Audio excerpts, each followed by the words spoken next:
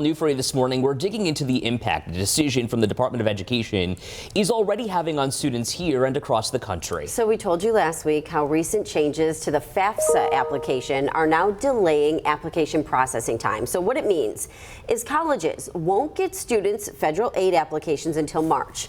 Then students might not hear how much money they get until April. And a lot of schools require that students commit by May 1st. So this morning, our 7 News reporter Adam Campos is telling us how this is affecting everyone involved. Adam, especially some local students. It is having a huge impact on a lot of students and colleges themselves right now. For them, they're scrambling to make a tough decision in such a short amount of time. So 7 News, a voice for everyone. This morning, you're going to hear from a counselor with how this impacts their college guidance, an official from Buffalo State on how colleges are grappling with this delay, and 3 high school seniors on how this may impact their post-grad decision.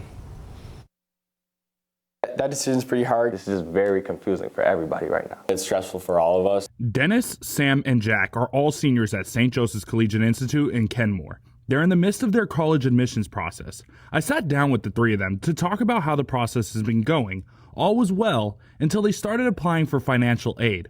All of them in unique financial situations that are making the process more difficult.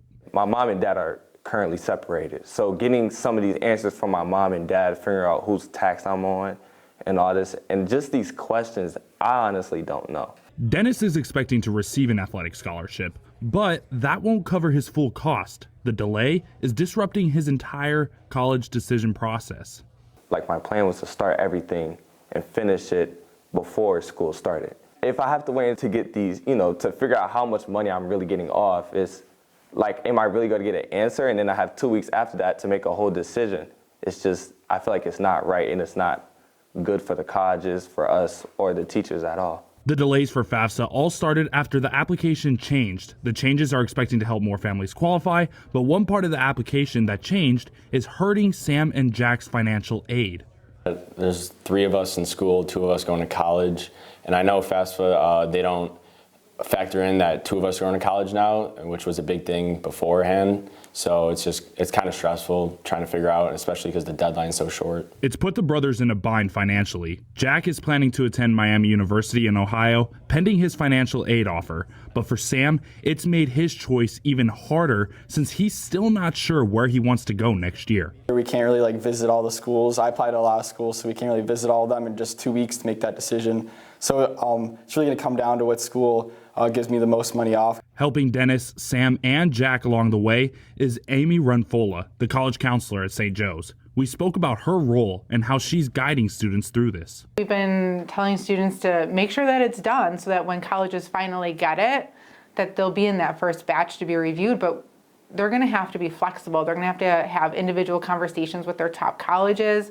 If it's really getting down to crunch time, we're going to have to start calling colleges to ask if they can be flexible if they have not yet extended their deadlines. Runfola tells me there are severe consequences for students if they miss the deposit deadline. If a student commits late to a school past the May 1st deadline that a school imposes, some schools will take away scholarships. Some schools will just not have any space left for a student to commit. Some students may not get housing. Housing may not be guaranteed after a certain date. My conversations at St. Joe's then took me to Buffalo State, where I spoke with Dr. Randall Bowen. He's the VP of Enrollment Management, and we spoke more about who this is impacting. What this has actually done at this point, because of these delays, it's hurting that population that traditionally has been underserved in higher ed, and it's given them an additional barrier to achieve that goal of going to college. And the big question, the May 1st deposit deadline. I think you're starting to see across the country that more and more schools are starting to delay that deposit and push that deposit deadline a little further back because, in fact, that the schools are going to need some time to process student records and student aid records and get students packaged with their financial aid. So Dr. Bowen also tells me that moving the deposit deadline back not only gives families more time, but also financial aid offices. The delays are forcing them to fit a 6 to 7 month process into 6 or 7 weeks. And around the country, some schools have already pushed back those deadlines. So the best thing you can do right now is just try to stay in contact with your colleges to stay updated with any of those changes. Yeah, it's a big problem and causes a lot of undue stress to a lot of people who are already stressed out applying to colleges. No kidding, right? That's a very stressful time. Adam, thank you. You've been following up on that for us for months now.